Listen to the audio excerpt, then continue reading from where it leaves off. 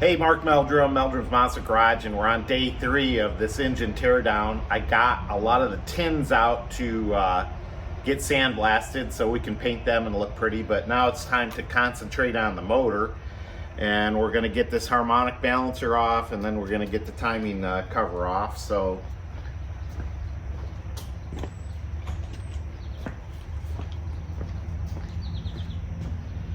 I got the puller set up. It's nice. It's about 80 degrees right now, not too humid, so we'll work with the morning with the garage open, and then maybe this afternoon I might have to close it back up. But we've got this harmonic balancer set up to puller, so you got 3 bolts here and then the center bolt, so it should come right off with the impact.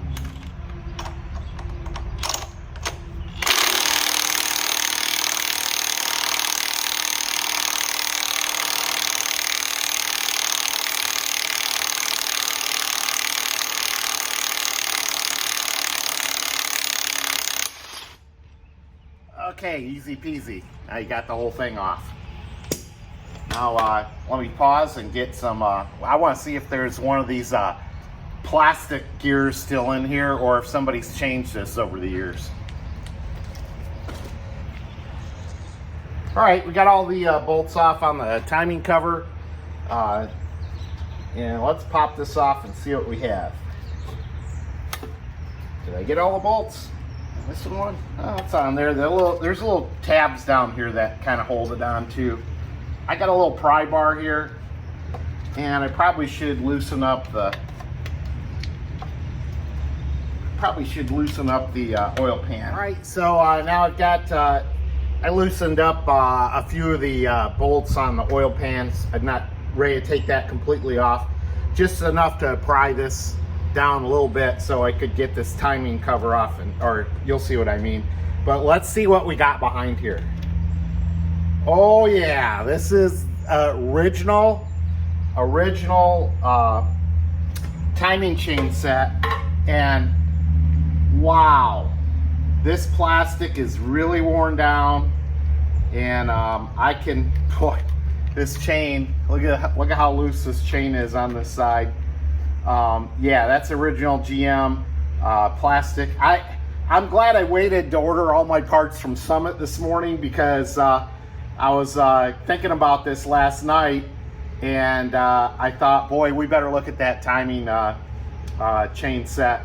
So we'll get a double roller timing chain on this in the future. So I'll get one of those on order. But boy, I'm glad that I looked at this, because these things are notorious for wearing out, and this probably wasn't giving the engine good timing. Remember I said there was a couple bolts missing on the carburetor, so you had a vacuum leak along with the leak on this, or a loose chain could really throw your timing off. So I'll turn the motor around so I can get the 2 timing marks to line up, and then I'll take this apart so that when I put it back together, we'll be all good. All right, remember, this is just a refresh, and hopefully I don't find any major things on this engine. We'll turn it over and look at the oil pan next. I'll get the fuel pump off. I'll get these motor mounts off, and then we'll start a nice wash on this thing. All right, before we flip this motor out, we're going to take the oil out. I changed the oil on this about, I don't know, about 2 years ago when Mike first bought it. So it was pretty clean at that. Yeah, it's dirty, but it's coming out pretty nice. No, I don't see any silver stuff, and I don't see any silver stuff on the pan here. I didn't really expect it. This motor runs good. No smoke, aside from the high-speed miss. I was pretty darn happy with the way this motor performed. So turn that over, so there we go. All right, hey, I'm going to show you a cool trick on how to drain your transmission. I kind of ran across this by accident yesterday, I hope my buddy John Perret's watching this. Usually he tells me to put it in a coffee can and let it drain out. But I came up with something unique. Let's see if I can. Oh yeah, hey. At least I didn't put that on too tight. So we'll get the oil filter off. I don't know if I put the date on this or not. Doesn't look like it. Vice Grip Garage always has they made a good comment that you should put the dates on these oil filters.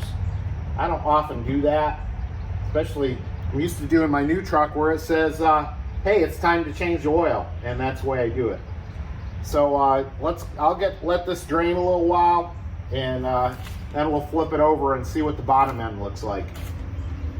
Boy, these gloves are a godsend from keeping your hands clean. Hey, don't forget to change your thermostat. These things are a whole $1.98 or something, and you know, they're pretty susceptible to going bad over time. So you know, we'll get this out of there. It's being a little stubborn, but I already got the cover. But we're working around the accessories here. I got the coil off, gonna get the fuel pump off, getting the motor mounts off. All just easy stuff you probably don't want to watch me do. So let's get this stripped down a little more before we flip it over. I'm going to show you the action part today. So I'm ready to flip the motor over and take the oil pan off. So I'm leaving these on right now because I'm going to basically plug all the holes on this and do some type of water power wash on it, degreaser. So yeah, this will make a mess. I've got I've got some stuff down there to get the mess of all the water, but and I've got it at the edge of the garage so I can push it out to the drain. But you can see what a mess this makes. It is a messy job. Don't wear your Sunday school clothes because you will get dirty. Alrighty. Water going everywhere. Get it off my box here. All right, so we got all the bolts out. 2 half-inch heads on the front and the back, and then 7/16 head all the way around. And we're ready to pop this off. So it is dirty, messy. All right. Looks pretty clean down in there. A little bit of sludge. Take that across the street to the parts cleaner. I took quite a few parts to the sandblaster yesterday, and we'll sandblast a few parts right here at the shop. All right, here's the bottom of the motor. You can see the oil pump screen is fairly clean there, so we're good there. I'm not seeing anything obvious that jumps out at me. This is a 70,000 mile motor. And it looks pretty good here. 350 small block. So let's get the timing gear set off now, and then we'll think about how we're going to clean this. I wanted to show you the timing marks on this. So I've got the dot pretty much straight up and down, but look how it's just not lining up anymore. So look at all the slack in this chain over here. I'm sure I could. Let me kick that back a little bit and take that slack up, and maybe you can see that I get them to line up. All right, now I took the slack, well, not really out of the chain. I just moved it, and the slack's over here on this side, but you can see I've got things lined up. So I'm gonna go ahead and take this apart, but I wanted to show you how much the timing can be off. I wonder how many degrees that meant. I'm gonna show you how I was holding up the transmission. And I just found an old drum assembly, and it fits perfect in there. It's not too wobbly. I mean, yeah, it moves in and out of there easy, but it holds up nice, and then you can drain the oil out of this transmission.